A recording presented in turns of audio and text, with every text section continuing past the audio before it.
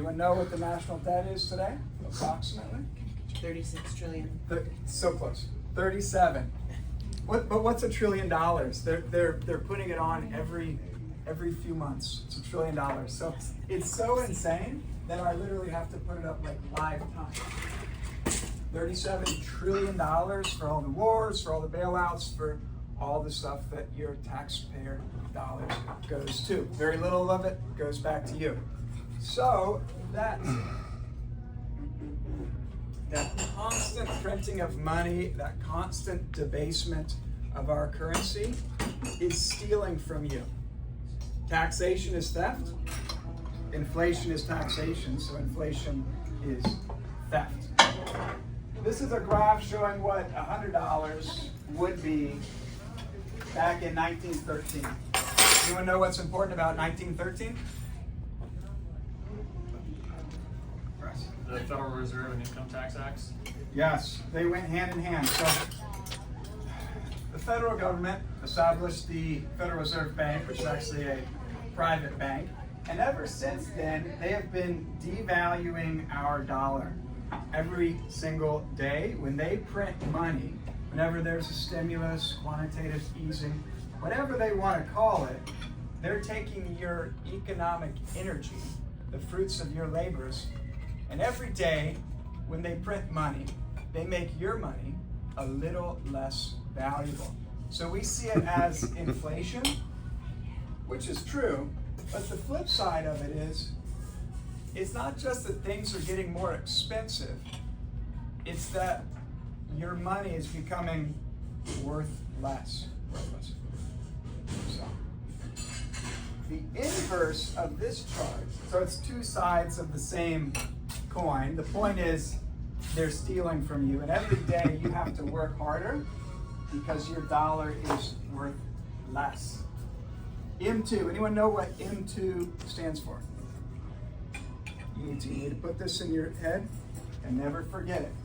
Does anyone know what CPI stands for? Consumer Price Index? Consumer Price Index, which is what the government uses as a proxy for inflation.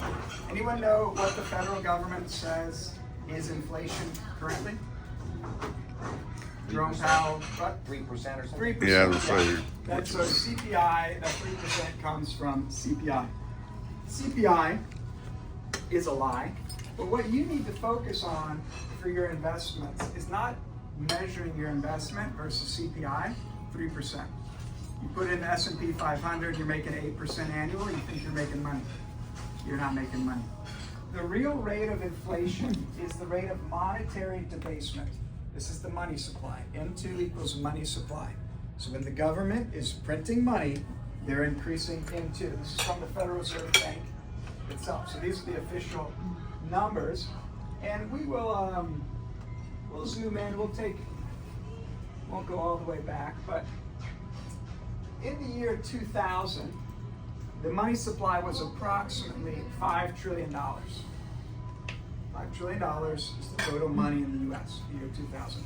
Fast forward 25 years, and we're currently at approximately $22 trillion. How many X? 4. Yeah, 4.5X. So they're telling you that inflation is 3% annual. I'm showing you the actual money supply. You're in real estate, you're looking at the median house, you're looking at your grocery bill, you're looking at your medical bills, all these things. And would you say that inflation is actually 3% annual? I'd say it's more. You'd say it's more. But all the government economists are telling you it's 3%. I'm showing you this is money supply. Everything you own, houses, Bitcoin, gold, guns, stocks, whatever it may be, is priced in dollars. So the more dollars there are, the more expensive things are, the assets. And if we zoom in, look at a more recent period, this gray line is COVID. It's actually a short recession. So at the beginning of COVID, we had approximately $15.4 trillion of total money in the US.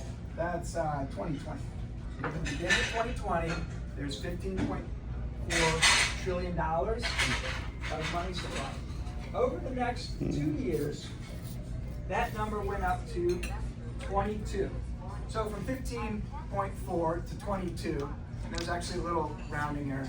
They increased the money supply by 6.66 trillion. They like that number, and it comes out to be an increase in money supply of 45%. Wow. 2 years, I'm showing you, this is government data. This isn't a conspiracy theory, this is Federal Reserve statistics of money supply. 44% increase in the money supply. What did that do to house prices, around 2020, 21, 22 here in Tampa area? Well, it made them explode. Yeah, so the median house price, we'll zoom into this little part right here was the COVID money. And this is a new house, depends on your data source, but approximately a new house, 2020, cost $330,000. That skyrocketed, why? Because of the money supply. Up to 460. 330 to 460, that's an increase of approximately 45%. That's interesting. Mm-hmm. They increased money supply by about 40%. House prices increased by about 40%.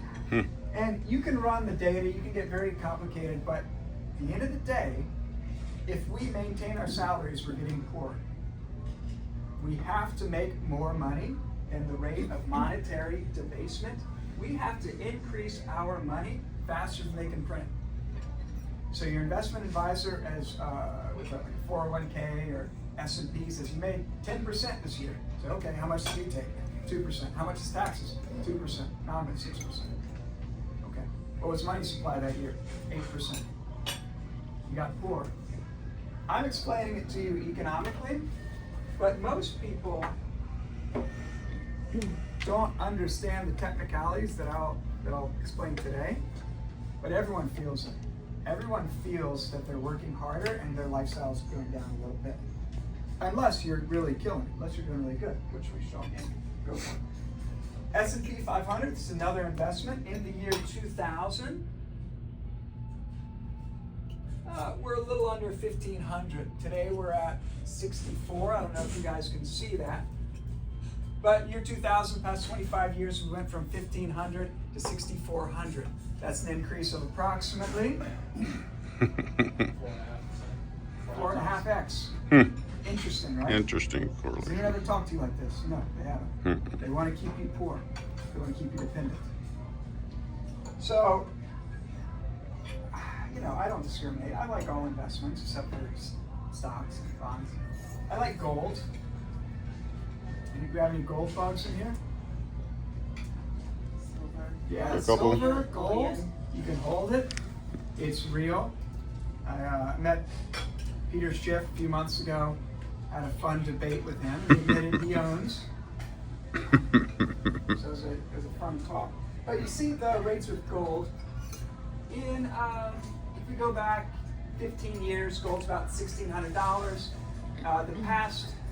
The past 2 years, gold's a killer investment. It's excellent. Now we're up to 33. So it's an increase of approximately a little over 2x. And this is a smaller time period. So gold keeps track with inflation. But there's one investment that is doing a little better. So you see a lot of things in this chart. Volatility. If you go back 10 years, if I give you $1,000 10 years ago, what should you do with it? Bitcoin was $230. I asked that, it's kind of rhetorical, because I was in this situation, and I had 10 grand, in 2014, I guess, whatever. So what should I do with it? My friend said, you should do this stock called Bitcoin. I said, I don't like stocks. He had said, this is a doomsday money that's against the government, and no one can take away from you, because it's in cold storage, no bank, no intermediaries, no taxes, none of that stuff. If you'd really red-pilled me, orange-pilled me, I would not be here right now. But all my regrets in life involve Bitcoin. Because once you're in it, you see what's going on. Oh yeah. So 15 years ago, it's $200, $300. It's just data. Today, 113.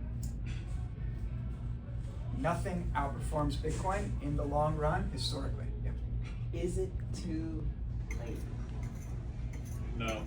Who owns Bitcoin in here? Or XRP? Is it too late? We'll talk about Yes. that. I was gonna say, he's probably gonna talk about it. 30% of the people in here own Bitcoin, and we have like 2 hardcore Bitcoiners. So 30% who in here owns real estate, those hands do. We're only approximately 25% of Americans own Bitcoin. It might be lower, like 20%. So compare it to the internet in 1995. People are explaining this to you, and they're trying to explain it to you from a technical programmer perspective. They're talking about blockchain, SHA-256, hashing algorithms, hash rate, and you just glaze over Yeah. and turn off, and you say, I don't know. So that's why I'm a very simple person. It's worked very well for me and Wes. We want to help people. It's worked for us. We don't sell Bitcoin. You can't sell Bitcoin. We don't manage Bitcoin. That's hard. We are Bitcoin consultants. So, is it too late? Well, in 1995, 10-20% of Americans had the internet, and the other 80% were like, well, this letter system of stamps works pretty fine for me. That was like 95, 93, whatever the timeline. That's where we are right now. So just think about it like the internet. Yep. It's the internet of money. So that's the numbers, and we're not going to get political. We're not allowed to get political. No. But in economics, you have to understand politics, and in politics, you have to understand economics. If you don't understand one, you don't understand the other. Anyone know who this person is to the left of Trump? One of the FCC people. He is the Secretary of Commerce, Howard Lutnick. He is Trump's handler. He is the one actually making decisions economically, financially in Washington. To know where the economy is going, to know when we're going to transfer to the next cycle is based on what? Interest rates and financial conditions. So Howard Lutnick is creating the policy that Trump is implementing through our government. A very smart person. Jeffrey Epstein's neighbor, Cantor Fitzgerald, his fact check, all of this stuff. Powerful CEO, New York insider, he is making the policy. What Howard Lutnick does is he doesn't lose money. He's a very smart person, morals, you can make your own decisions, but Howard Lutnick keynote at Bitcoin 2024. The people directing Trump love Bitcoin. His company, Cantor Fitzgerald, just put $2 billion into Bitcoin. Trump's family, Eric and Don Jr., are huge into crypto, huge into Bitcoin, billions and billions of dollars. One thing Trump does, love him or hate him, he doesn't lose, he wins. So when Trump and his people are betting big on Bitcoin, I'm just going to say, you know what? Maybe they know more than me. Maybe they have better information than me. So that's the political side of it. And I could go through the list of political regulators that support Bitcoin. And guess what? It's all of them. Biden's regime was anti-Bitcoin, anti-crypto. Trump's is pro-Bitcoin, pro-crypto. We have had a massive swing in regulators. Yeah, to put numbers on that, it's 54% of the House and the Senate are either openly or investingly pro Bitcoin. And you As say, of the oh, last election. yeah. Like, well, why is the media telling me Bitcoin's bad? They want to keep you poor, period. So, now let's move on to business. Who's this man right here? Larry Fink. BlackRock. BlackRock, a top 3 shareholder in every corporation that you can name. The most powerful corporation on earth, managing $12 trillion of asset. He says Bitcoin is digital gold. So politically, economically, the government supports Bitcoin, corporations support Bitcoin, and the smartest, for me this is important because I'm in the university, Harvard supports Bitcoin. Harvard just bought 1,000 Bitcoin, which comes out to $117 million invested in Bitcoin. So I keep it simple. What does Trump, Larry Fink, and Harvard know that I don't know? And if we can't answer that question, we just need to learn. We need to learn more and more.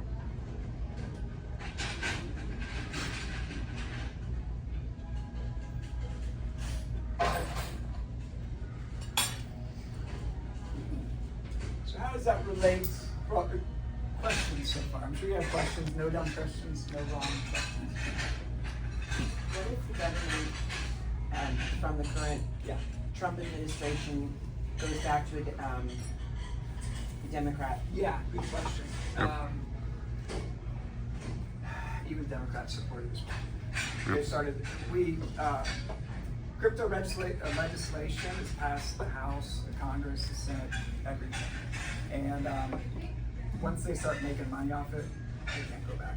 And even Howard Lutnick is not a Republican. He actually had a fundraiser for Hillary Clinton in 2016. So he's politically so, excellent question. So real estate and Bitcoin. You see it as competitors. I see it as partners. Okay.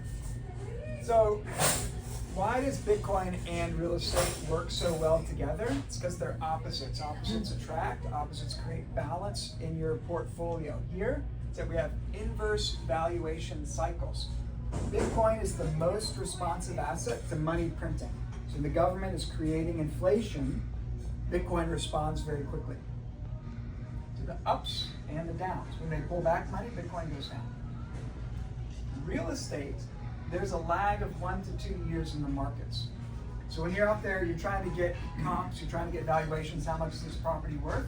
You're using comps from a year ago, 6 months ago, whatever it may be, and they're out of date. And we know that the market's down now, so it's difficult. Real estate, you have to decide to sell, you have to fix up, you have to list it, you have to have a closing, you have to have showings. There's a lag of about a year from financial conditions. So Bitcoin responds quickly, up or down. With real estate, there's a time lag, and it responds a little bit later, up or down. So we're creating balance in terms of the timing of economic cycles. Uncorrelated risk profiles. It's like, are they moving in the same direction? Not at all. Their correlated risk profile is 0.21. So you're not going to be down in both. You might be up in one, and you're just creating balance in your portfolio. Loan to value. This is why the evolution of Bitcoin right now is that you can borrow against your Bitcoin. So what can you do with your stocks? What can you do with your Bitcoin? You say nothing. Well, when Jeff Bezos or Elon Musk they want to get money, what do? They want to buy a new yacht, a new house. What do they do to get money?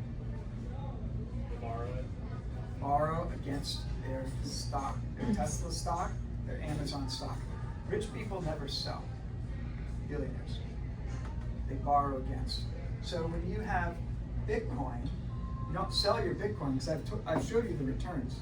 If you ever sell your Bitcoin 5 years from now, you're going to regret it so much. Period. You borrow against it.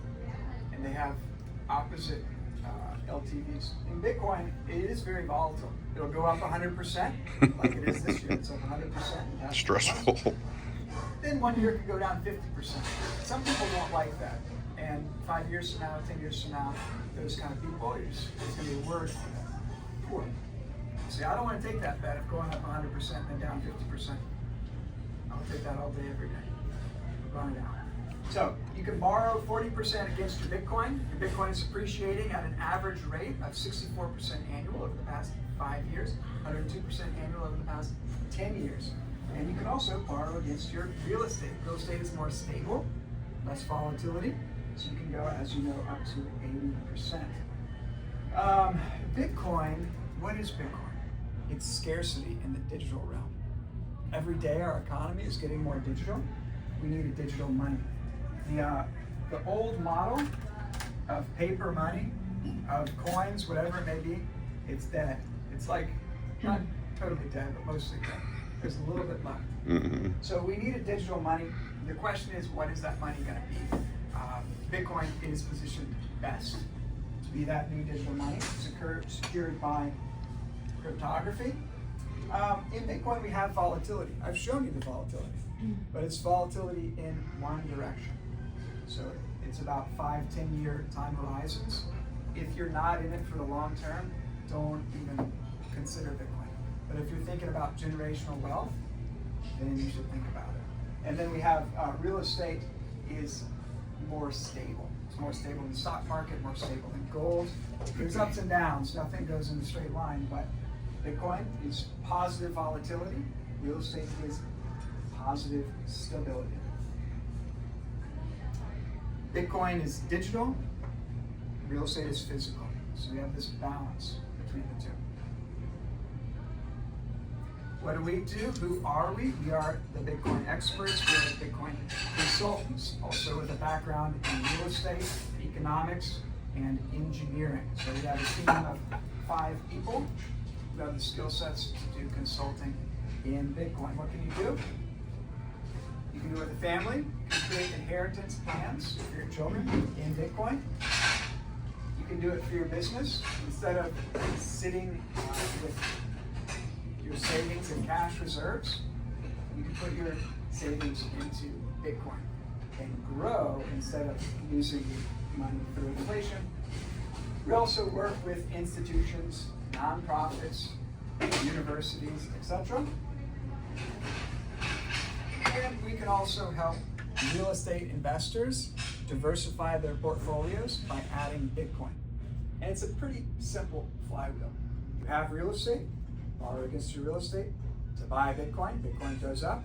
You borrow against your Bitcoin to buy real estate, and you create a positive valuation flywheel.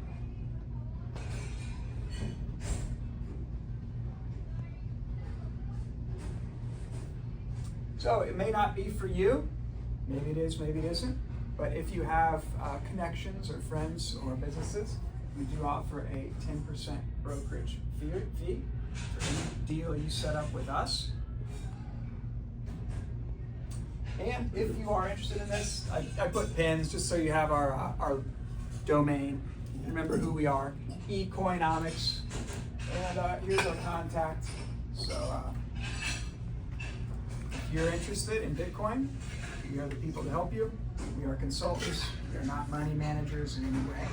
And also, if you have friends or family that would like to Yep. I got a question for you, Steve from Palm Harbor. As far as leveraging your Bitcoin right now, what is the rate right now? I've seen like 8 to 10%. I think you and I were talking the other day. You think that over time that's going to come down to be more around what, in the 5 to 7 range probably. But what's your opinion on that? You're correct. Rates for borrowing against your Bitcoin are going to be around that 8 or 10%. You say that's high. Well, it's I don't not think high when you compare it to the rate of return on Bitcoin. So we have the back end data. You can borrow against it now. You pay your 10%, and then your Bitcoin will appreciate by 25%. So the interest rate's high, but the returns on Bitcoin are high. And what we're doing is very new. This whole market is totally brand new. So over time, those interest rates are going to come down. So what we recommend now is to begin a accumulation strategy to get your Bitcoin treasury. Within 2 years, the rates will be lower as the industry becomes more established, and then it's more competitive. So, and then the rates will come down. So with the word treasury, you know, a lot of things come in my mind. But what is your definition, or what's your meaning behind a treasury? Yeah. Excellent. With stocks or bonds or historically Bitcoin, you say, what do? You just buy it. God bless you. Sorry. A Bitcoin treasury is actively managed and leveraged against it. Got it. That has a purpose. Got it. And it's really evolving. Everything is changing by the day as it becomes more developed. So it can also be an inheritance strategy for your children, trust funds, etc. But as far as there's no special form or filing that you're doing with the government. It's just that's a name that we're using to. Yeah, it's actively using your Bitcoin. Gotcha. Okay. Instead of just keeping it cold.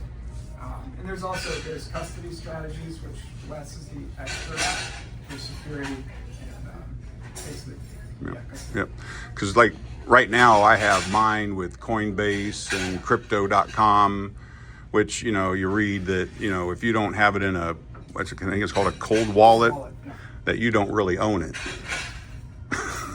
Can you explain a little bit about that? Because that's concerning. So if your Bitcoin is on Coinbase, it's the same as having the Apple stock on Schwab or Fidelity. Simple. I got you. Yep. The difference between Bitcoin and stocks is we can self-custody it. You can put your Bitcoin on a hardware wallet. They're too complex, but just think about you're owning your Bitcoin and no one can take it from you because it's offline. Your custody source is offline. The internet crashes, you have your Bitcoin. Yep. The government tries to take it from you, you go to Mexico and you have your Bitcoin. Yep. And your bank accounts and your house are So what if you lose your cold wallet? You have a backup key. You have a code. Good. And you better keep your codes. Yeah, because that's what I was worried about. Yeah. Take your name and where you're from. Can you duplicate a cold wallet? Obviously, it would have the same code written in it, right? And couldn't, I would imagine, couldn't be used twice, Yep. but could you have two? One in this house in case of floods, and then one elsewhere, type of thing, with a cold wallet with the same information on it, is what I'm asking. I can explain it. Wes can explain it better. Okay. You can. Okay, excellent. Yeah, it's geographically distributed multisig is the word. I've got one at my house. My parents have a copy. My grandparents have a copy because I hold whole families. So two of us have to come together to spend the family money. Yeah. What if one of you loses it? That's what I'm. It's 2 of 3. So if one. So my sister did lose it, Oh, then, and okay. so I took the other 2 and made a new wallet and then put the 3rd key back. Excellent. Yeah. The But if it's- complexity, I normally don't go there. But Yeah. The smartest people in the world have been focusing on Bitcoin for the past 15 years. Yeah. Wes is one of those people, and he understands the Yeah. custody aspects. So, yes, you Yep. can keep it secure, Yep. and no one can touch it. Yep.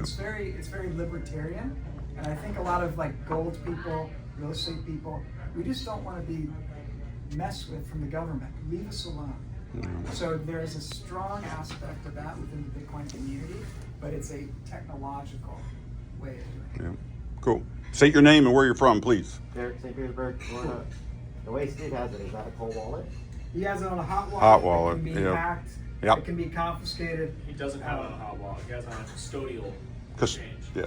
A hot wallet would be on your phone, and you actually do still have that, but it is still an internet connected device, which is fine. You know, like your cash in your pocket is a hot wallet. Someone could rob you on the street. But you don't have to start with the 3 different pieces across the state. And you can just download an app on your phone and custody Bitcoin yourself. Yeah. Still.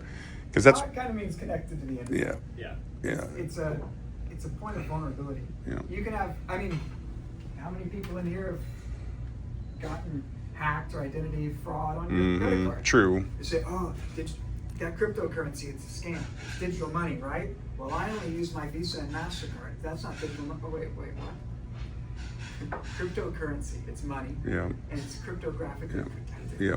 So this is digital money. Your bank account's digital money. Yeah. Everything's digital It's all money. digital. Except for this It's just cash that different. represents Yeah. 7% of supply. Yeah. So in 5 or 10 years, Bitcoin will be universally accepted. Yep. And your grandma's gonna love it. Everyone's gonna love it.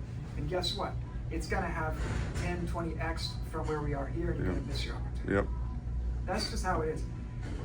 The economy is digital. The money needs to be digital. This is vulnerable. Your bank is vulnerable. Everything is vulnerable. All the same. Kind of accept Bitcoin when properly secured. Yep. State your name, where you're from. Carolyn, Clearwater, XRP. With the what about it though? Do you think it is tracking with Bitcoin? Is it a good time to get in? XRP is very different Yeah. based on principles of Bitcoin. Yep. I love all. You can make money on XRP. I know people that have made money on XRP. Personally, I don't hold XRP. So Bitcoin is digital gold, according to Larry Fink. Bitcoin is something to create a reserve around, according to Donald Trump and how they're running it. That's what they're doing. There's a strategic Bitcoin reserve in the U.S. government right now. XRP is a kind of a payment system internationally. They're trying to replace SWIFT. Bitcoin is like the monetary winner. Bitcoin is money. Then there's Ethereum, which is decentralized contracts and finance. There's Solana, which can be NFTs and payments. There's XRP, which is trying to replace Swift. We're developing a three-dimensional internet. And so seeing everything as a coin is the wrong way to see it. We just see that right now. But that's why I kind of stick to Bitcoin. There's a lot of complexity. There's a lot of opportunities to make money, but you have to delve deep. Do your own research. Isn't XRP more of a blockchain, isn't it? It's more of the They're all back. blockchains. Well, that's true, but it's like, yeah, it does get confusing. There's a lot of moving parts, and it's moving fast, and it's all fresh and new. But at the end of the day, you got to all remember, and I do too, is that just like he was saying, our credit cards can be hacked, our bank accounts can be hacked, everything can be hacked. It's just that Bitcoin and all these cryptocurrencies are new and unknown territory right now. But you know, it is the way. Start out with just the economics of it, because we can argue about cryptocurrency and Bitcoin and stuff, and everyone has a different opinion. But there's no getting around the fact that every day you have to work harder to maintain your lifestyle. Why? It's inflation, it's monetary debasement. We have to have investments that outperform the monetary debasement. You're starting right there. I love real estate. I love gold, guns, silver, all these things. I don't like stocks and bonds because they're losers. Name and where you're from. Tim Ryan, Palm Harbor.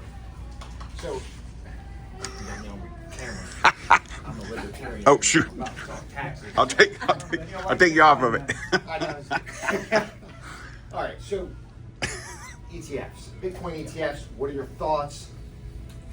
What kind of history do we have with them? I haven't done a lot of research on them. I do have some, and you know, in an IRA, which is growing tax-free, a Roth.